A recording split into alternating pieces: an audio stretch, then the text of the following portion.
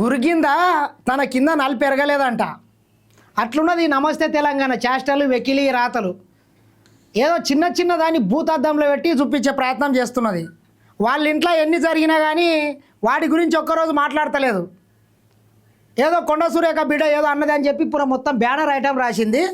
సరే, ఆమె చిన్నపిల్ల, కొంత మైండ్ మెచ్యూరిటీ లేదని మేము అనుకుంటాం, దాన్ని లెక్కలో కూడా తీసుకోం. కానీ ఇక ఇది మాత్రం ఇట్లా మొత్తం బ్యానర్ ఐటంలో పెడుతున్నది. నీకు సిగ్గుశరం ఏమైనా ఉంటే కేటీఆర్ నీవే రాపిస్తుంటావు. ఇట్లా నీ ఇంట్లో సంసారం చెప్పు ముందు. ఆమె ఏదో 200 కోట్ల అవినీతి అన్నదాన్ని అవినీతి ఇది అని రాసినావు కదా. మీ చెల్లెలు, నీ తోబుట్టువు, మీరు దొంగలు లంగలు 1000 కోట్ల అవినీతి చేసిండ్రు. కాళేశ్వరం కుంభకోణంతో కమిషన్లు దొబ్బేసిండ్రు. మీ పార్టీ అకౌంట్లో 1500 కోట్ల రూపాయలు ఉన్నాయి. హరీష్ రావు ఒక గుంతనక్క, అనవసరంగా మా అప్పని కేసులలో ఇరకబెట్టిండ్రు. మీరు అంతా దొంగలని చెప్పి సంతోష్ రావుని, హరీష్ రావుని, కేటీఆర్ని పొట్టు తిట్టింది. ఏడన్నా మీరు కనబడితే కూడా మీ ముఖం కూడా చూస్తలేదు ఆమె. దాని గురించి చెప్పకుండా ఇట్లా చిల్లర మల్లర కథనాలు రాస్తున్నారు. చూడండి ఒక్కసారి ఏం రాస్తాడు వీడు.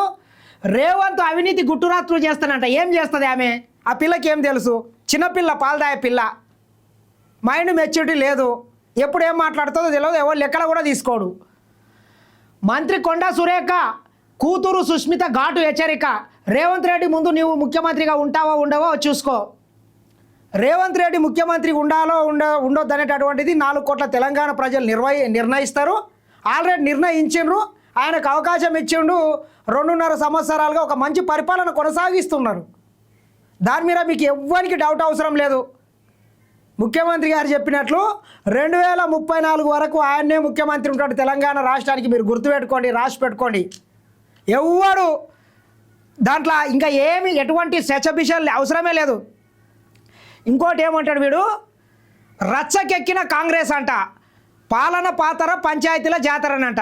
ముందు మీ ఇంట్లో సంసారం చూసుకోరా, నీ ముడ్డి నీవు కడుకో చక్కగా. ఏగలేకపోతున్నది మీ ఇంట్లో పంచాదే, ఏగలేకపోయి ఇంకా జర్రా చూసుకుంటూ ఉండు.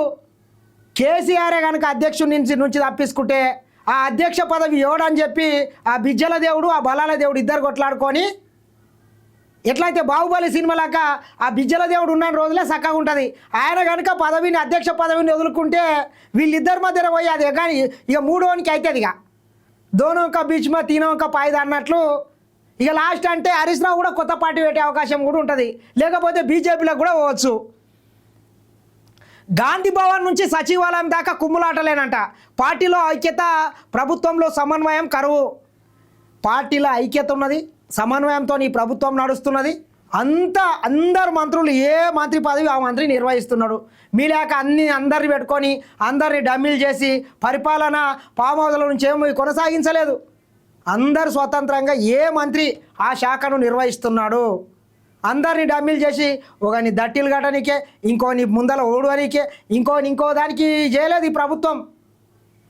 కాబట్టి ఇటువంటి లంగా వార్తలు, దొంగ వార్తలు ఎట్లా రాయబుద్ధి అవుతుంది? పాలన గాలికి వదిలేసి ఉండని రాస్తాడు. ఇటు సిగ్గు లేకుండా, సిగ్గులేనివాడు పాలన గాలికి వదిలేసి నిండా దాక్కుండా ఫామ్ హౌస్లో వండుకున్నాడు ఆయన, జబర్సన్ బాటలు పెట్టుకొని. ఏం సిగ్గులేని వార్తలు రా నాయన, సిగ్గు అనిపిస్తున్నది నీ వార్తలు చూస్తేనే. నీ తమ్ముడి 200 కోట్ల ఇష్యూ ఒకటే బయట పెట్టినా ఇంకా చాలా ఉన్నాయంట. ఏమున్నాయి? ఉంటే ఇప్పటికే పెట్టేది. కాబట్టి వీళ్ళందరూ ఒక స్క్రాప్ అన్నట్ల, ఏదో పండ్లు కాసే చెట్లకే రాళ్ళ దెబ్బలు అన్నట్లు ఇటువంటి వాళ్ళంతా పేడు బ్యాచ్లు ఏదో మాట్లాడితే అవారగాళ్ళు, జివారగాళ్ళు, ఏ తలతెక్కలేనోడు రాస్తే వీడు తెచ్చి ఇట్లా బ్యానర్ ఐటంల కింద రాస్తుంటాడు అన్నట్లు ఈ చిల్లరగాడు. కాబట్టి ఈ చిల్లర వార్తలు, ఈ చిత్తు పేపర్ వార్తలు ఎవడు నమ్మడు. అసలు కొండా సురేఖ బిడ్డ విషయాన్ని అసలు పరిగణలోకి కూడా తీసుకోదు అధిష్టానం. ఆమెకు పార్టీలో సభ్యత్వమే సక్కాలేదు. బరాబర్ భయ్, ఒక రాష్ట్ర ముఖ్యమంత్రిగా ఒక నియోజకవర్గానికి వెళ్ళినప్పుడు రాబోయే ఎన్నికల్లో కూడా అక్కడ కాంగ్రెస్ పార్టీ అభ్యర్థిని గెలిపించండి భారీ మెజార్టీతోనని బరాబర్ చెప్తాడు. దాంట్లో తప్పేమున్నది? ఎందుకమ్మా అంతగానో ఉలికి పడుతున్నావు? ఎవరికి ఏ టికెట్ కేటాయించాలనేటటువంటిది అధిష్టానం నిర్ణయిస్తుంది. ఆయా సందర్భాన్ని బట్టి ఆ రోజు ఉన్నటువంటి సందర్భానికి అనుకూలంగా ఎవరికి ఇస్తే టికెట్ బాగుంటుంది అన్ని సర్వేలు చేస్తారు. ఎందుకు అప్పుడే ఉలికి పడుతుండ్రు?